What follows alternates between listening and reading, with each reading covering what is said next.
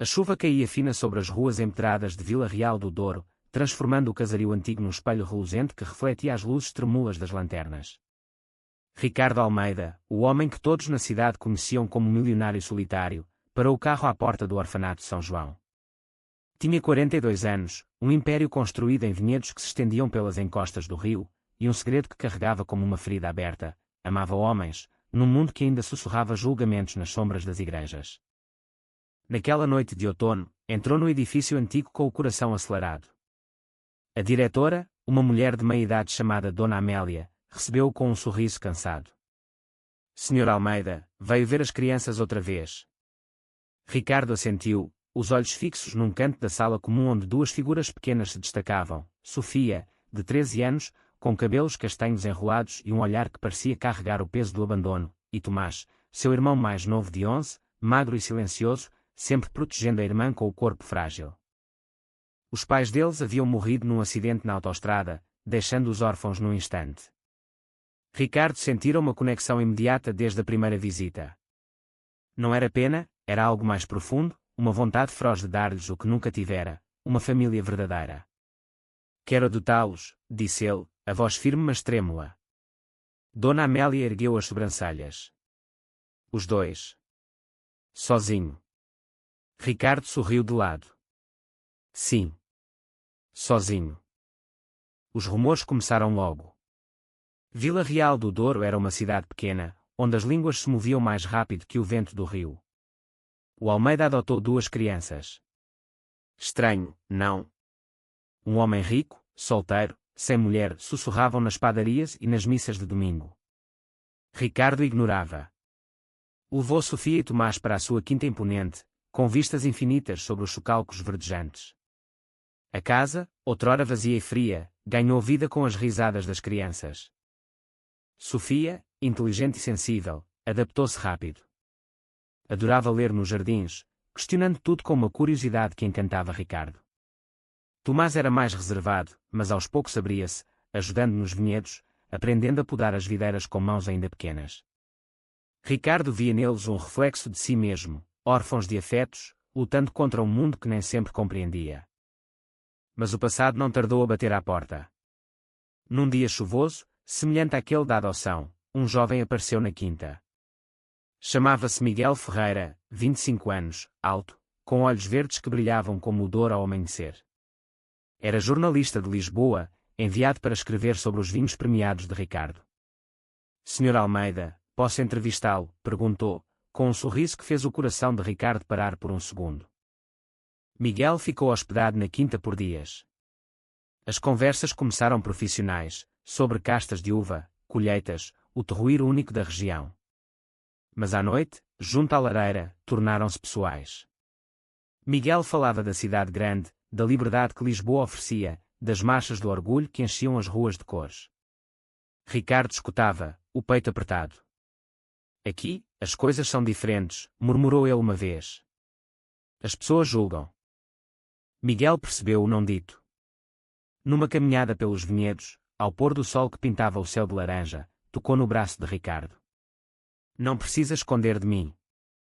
Os olhos deles encontraram-se, e ali nasceu algo frágil, mas intenso. Um amor que Ricardo temia, porque sabia que a cidade não perdoaria. Sofia notou primeiro. Via os olhares trocados, os toques discretos. O Miguel gosta de ti, pai, disse ela uma tarde, com a inocência de quem ainda acreditava no amor puro. Ricardo corou, abraçando-a forte. Tomás, mais observador, franzia o senho. As pessoas na escola falam coisas. Os boatos cresceram. O padre local, um homem conservador chamado Padre António, pregava sermões velados sobre valores familiares tradicionais. Amigos de longa data de Ricardo afastavam-se. Mas ele resistia, pelo bem das crianças, pelo bem de Miguel, que se tornara parte da casa. Então, o primeiro conflito explodiu. Uma carta anônima chegou à quinta: pecador. As crianças não merecem isso. Ricardo queimou-a na lareira, mas o veneno já se espalhara. Sofia chorou ao ouvir sussurros na escola. Tomás brigou com um colega que o chamou de filho de anormal. Ricardo confrontou a cidade numa reunião da Associação de Produtores de Vinho. Amo as minhas crianças. E amo quem quero. Isso não as torna menos felizes. Alguns aplaudiram em silêncio, outros viraram o rosto. Miguel decidiu ficar mais tempo. Não te deixes sozinho nisso. Mas o segredo das crianças, algo que Ricardo ainda não sabia, começava a emergir. Sofia confidenciara a Tomás: os pais deles, antes de morrerem, haviam descoberto algo sobre a família biológica, um legado escondido que podia mudar tudo. Naquela noite, sob as estrelas do Douro, Ricardo abraçou Miguel pela primeira vez. O beijo foi tímido, cheio de anos de repressão. Mas o destino preparava uma reviravolta que abalaria a quinta inteira. Os dias seguintes foram de uma doçura amarga. Miguel ajudava nas tarefas da quinta, rindo com Tomás enquanto colhiam uvas tardias, contando histórias a Sofia sobre livros que lera em Lisboa. Ricardo observava, o coração dividido entre a felicidade nova e o medo constante. Vila Real parecia dividir-se, alguns vizinhos ofereciam apoio discreto, trazendo doces ou convidando as crianças para brincar, outros cruzavam a rua ao vê-los. Padre António intensificou os ataques. Num domingo, o sermão foi direto: a família é sagrada, unida por Deus entre homem e mulher. Olhares se voltaram para Ricardo, sentado no banco com Sofia e Tomás. A rapariga apertou a mão dele, os olhos marejados. Ao sair da igreja, uma mulher idosa cuspiu no chão à passagem deles. Ricardo decidiu lutar. Contratou um advogado em Porto para garantir que nada ameaçasse a adoção. Mas o verdadeiro golpe veio de dentro. Tomás, numa noite de insomnia, confessou a Sofia: lembro-me de algo que a mãe disse antes do acidente. Sobre um tio rico, que nos deixou dinheiro escondido. Sofia, curiosa como sempre, começou a investigar. Encontrou numa caixa velha, trazida do orfanato, cartas antigas dos pais. Nelas, mencionava-se um irmão do pai, desaparecido há anos, que acumulara fortuna no Brasil e deixara herança para os sobrinhos, mas com uma condição: que fossem criados numa família tradicional. O choque foi imenso.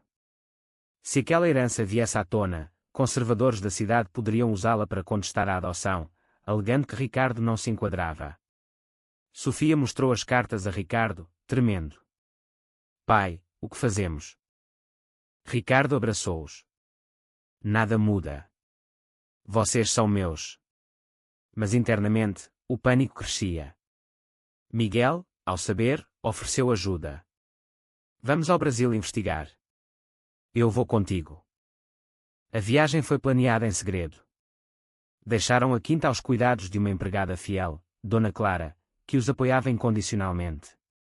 No Rio de Janeiro, sob o sol tropical, encontraram pistas.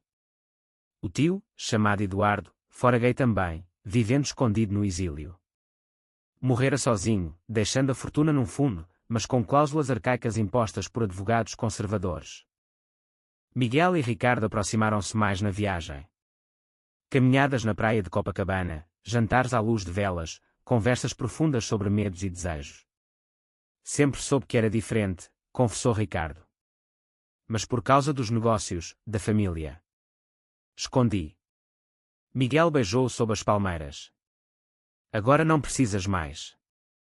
De volta a Portugal, trouxeram documentos que provavam: a cláusula era inválida pela lei atual, que protegia adoções por casais do mesmo sexo, embora Ricardo ainda não fosse casado.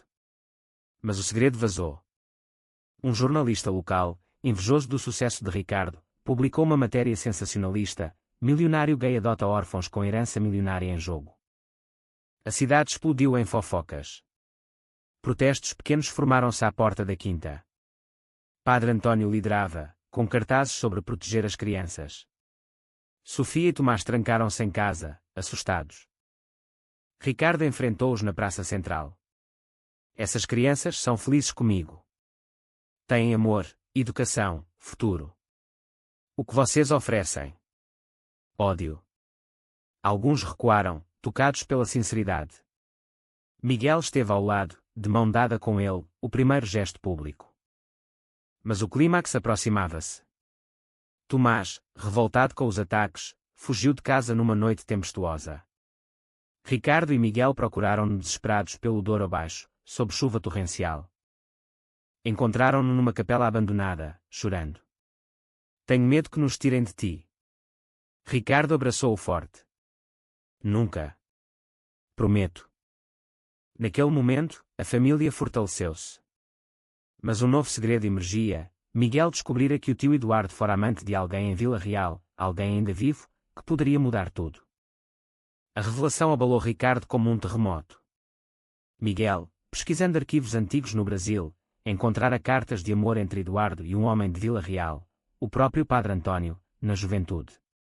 Décadas antes, os dois haviam-se amado em segredo, mas o padre escolhera a vocação, repudiando o amor para ascender na igreja local. É por isso que ele nos ataca tanto, disse Miguel, mostrando as provas a Ricardo. Projeta o próprio ódio em ti. Ricardo sentiu pena e raiva. Confrontar o padre poderia destruir a hipocrisia, mas também expor uma dor antiga. Entretanto, a cidade fervia. Uma petição circulava para rever a adoção, alegando influência imprópria. Sofia, agora mais madura, defendeu o pai na escola, enfrentando bullies com palavras firmes: "O meu pai é o melhor homem que conheço." Tomás abriu-se mais, contando sonhos de ser enólogo como Ricardo. A família jantava junta todas as noites, com Miguel integrado. O amor entre ele e Ricardo crescia, profundo e sereno, cheio de toques suaves e olhares que diziam tudo. Mas o conflito escalou. Numa assembleia municipal, Padre António discursou veementemente: "Não podemos permitir que crianças sejam criadas num ambiente de pecado." A multidão dividiu-se, alguns aplaudiram, outros vaiaram. Ricardo subiu ao palco. "Eu adotei Sofia e Tomás porque os amo. Não por dinheiro, não por aparência. Por coração." Mostrou fotos das crianças felizes nos vinhedos. Muitos se comoveram. Então, Miguel revelou as cartas anonimamente ao jornal local, sem nomear o padre, mas insinuando hipocrisia na igreja. O escândalo explodiu. Padre António negou tudo, mas rumores corroeram a sua autoridade. Uma noite, o padre apareceu na quinta, pálido e trêmulo. "Como soubeste?" "Ricardo, calmo, o passado volta sempre." O padre chorou, confessando anos de culpa. "Amei Eduardo. Mas escolhi o medo." Na conversa longa, Ricardo ofereceu perdão. Não use o seu sofrimento para magoar outros. O padre, tocado, prometeu silêncio. Mas nem tudo se resolveu. Um grupo radical vandalizou a quinta, quebrando janelas e pintando insultos. As crianças assustaram-se, Sofia teve pesadelos. Ricardo decidiu casar com Miguel. Em Lisboa, numa cerimónia simples mas emotiva, trocaram votos perante amigos fiéis. Sofia e Tomás foram padrinhos, radiantes. De volta à Vila Real, a notícia espalhou-se. Alguns aceitaram, outros não. Mas a herança foi liberada, usada para criar uma fundação de apoio a crianças órfãs LGBT. O alto drama veio quando o antigo amor de Ricardo, de juventude, reapareceu: João, agora casado e infeliz, querendo reatar. "Sempre te amei." Ricardo recusou, fiel a Miguel. João, ciumento, aliou-se aos conservadores, ameaçando revelar mais segredos. Mas Sofia interceptou uma conversa, gravando provas de manipulação. O confronto final na praça, João acusou publicamente. Ricardo defendeu-se com dignidade. A cidade, cansada de ódio, virou-se contra João. Padre António, redimido, pregou um sermão sobre amor verdadeiro. Deus é amor, não julgamento. A paz começou a instalar-se. Mas o maior segredo das crianças ainda esperava. A mãe biológica não morrera no acidente, sobrevivera, amnésica, e agora lembrava. A notícia chegou como um raio. Uma mulher em Porto, internada há anos, recuperara a memória após terapia. Chamava-se Ana, mãe de Sofia e Tomás. O acidente destruíra a família, mas ela sobrevivera milagrosamente. Dona Amélia ligou para Ricardo: "Ela quer ver as crianças." O mundo de Ricardo desabou. Perder Sofia e Tomás. Após tudo? Miguel apoiou: "Vamos conhecê-la." O amor não divide, multiplica. Mas o medo corroía. Ana era frágil, com olhos iguais aos de Sofia. Encontraram-se num café neutro em Vila Real. As crianças correram para ela, chorando. "Mãe." Ricardo observou, o coração partido mas aliviado por vê-los felizes. Ana explicou, amnésia total, só agora recordando. Nunca quis abandoná-los. Conflito surgiu, Ana queria-os de volta. Sou a mãe biológica. Ricardo argumentou, criei-os, dei-lhes estabilidade. Tribunal marcou audiência. A cidade dividiu-se novamente. Alguns apoiavam Ana, por direitos naturais, outros Ricardo, pelo amor provado. Sofia e Tomás, agora com vós, declararam, amamos os dois. Queremos ficar com o pai Ricardo, mas ver a mãe. Ana, tocada pela maturidade deles, hesitou.